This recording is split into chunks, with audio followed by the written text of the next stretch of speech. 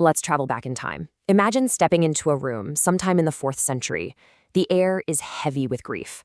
Two of the most brilliant minds of their time, a brother and sister, are deep in conversation, trying to make sense of a devastating loss, the death of their other brother. What we're about to witness isn't just some abstract philosophical debate. It's a raw human search for meaning, born from very real pain. So on one side, we have Gregory of Nyssa. He's a prominent bishop, a major thinker, and right now, he's completely shattered. He's visiting his sister Macrina, who was renowned for her wisdom. Their brother, Basil the Great, has just died, and Gregory is looking for more than just comfort. He wants answers. It's like we're eavesdropping on a deeply personal philosophical therapy session that's been going on for over 1,600 years. I mean, you can just feel the weight in his words, can't you? This is not an academic exercise for him. He calls his grief a great burden, and you get the sense he's just desperate for someone to help him carry it. He needs something solid, a real foundation to stand on, now that his world has been shaken to its core. And right here, this is the question that cuts straight to the heart of everything. Gregory is wrestling with this really painful contradiction. If we say we believe in an afterlife, why does death still hurt so much? Why are we so afraid of it? Why does it feel so final, so catastrophic? It's a question that honestly feels as fresh and relevant today as it must have back then. So Gregory kind of zooms out from his own personal pain to look at this bigger universal question about our fear of death. He makes the case that, for all our talk about death being a peaceful or natural transition, the way we actually live our lives tells a completely different story. And what's so clever here is how he uses these simple, everyday observations as his evidence. He's basically saying, just look around you.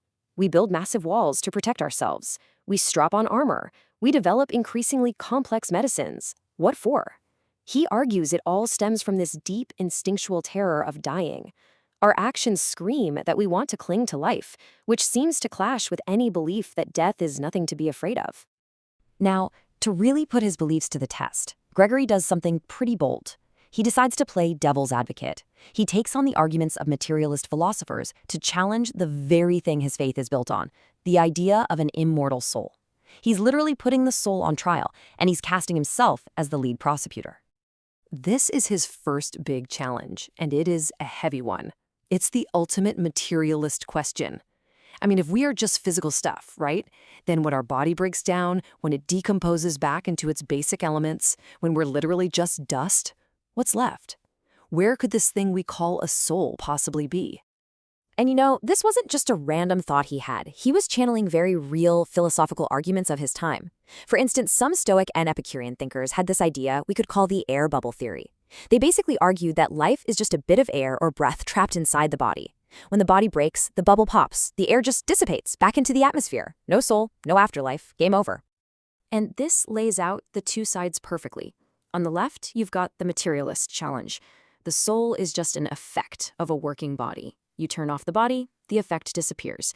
But watch this. His sister Macrina comes in and just completely flips the entire argument on its head. She says, no. The body is just a collection of lifeless matter. The soul isn't the effect of the body, it is the cause of its life. Okay, so this is the real turning point in their whole conversation. Gregory has laid out the strongest possible case against the soul's existence. The ball is now in Macrina's court. If the soul isn't just a physical thing, not just a trick of chemistry, then what in the world is it? And here is her answer. It's this incredibly rich, dense definition. Let's break it down real quick. She says it's a created being, so it has a source. It's living and thinking, which is what separates it from, say, a rock. And here's the kicker. Its whole purpose is to give life and the power of perception to a body. So the soul isn't the body itself, but it's fundamentally connected to the body. It's the animator. It's the life-giving force.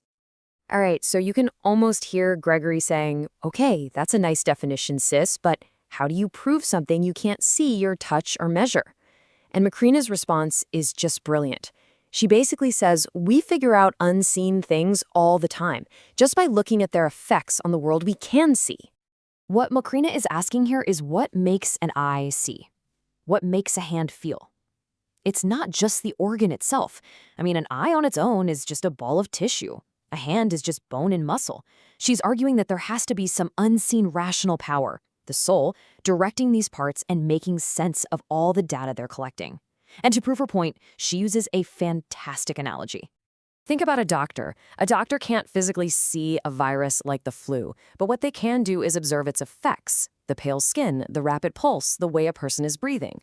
From all these visible external clues, the doctor deduces the presence of the unseen illness inside. Macrina's point is that's exactly what we do with the soul. We see a body that is living and thinking and feeling, and from those clues, we deduce that there must be an unseen life force making it all happen. Her next analogy is even more beautiful. Think about the moon. It's this incredible object lighting up the night sky, but it has no light of its own. It's just a big, dark rock. All of its brilliance comes from reflecting the light of the sun. For Macrina, the body is the moon. On its own, it's dark and lifeless. The soul is the sun. It's the source of the light that makes the body shine and appear alive. So now Macrina is ready to bring it all home. She takes all these separate arguments and weaves them together into this one grand, unifying vision that connects our own human experience to the very structure of the cosmos itself. Now this is a huge idea. She's saying that a human being isn't just some random thing that happens to exist in the universe. We are a miniature model of the entire universe. We're made of the same stuff, and we operate on the same fundamental principles. And here's how that analogy really clicks into place. You look at the universe, the macrocosm, and you see this breathtaking harmony of all these different parts, all governed, she argues, by an unseen intelligence, God. Now look at a person, the microcosm. You see a similar harmony, right? All our bodily functions and senses working together. And Macrina's final powerful point is that this human harmony is also governed by an unseen intelligence, the soul. The soul is to the body what God is to the universe. And that leaves us right here, with this one last huge question just hanging in the air. Macrina has built this incredible case for the soul being the source of the body's life. But her own arguments, especially that last one, they seem to point to an even deeper question. If the body gets its life from the soul, well, where does the soul get its life from? And that's a question that takes us from a brother's grief all the way to the very edge of metaphysics, leaving us to wonder, what is the ultimate source of it all?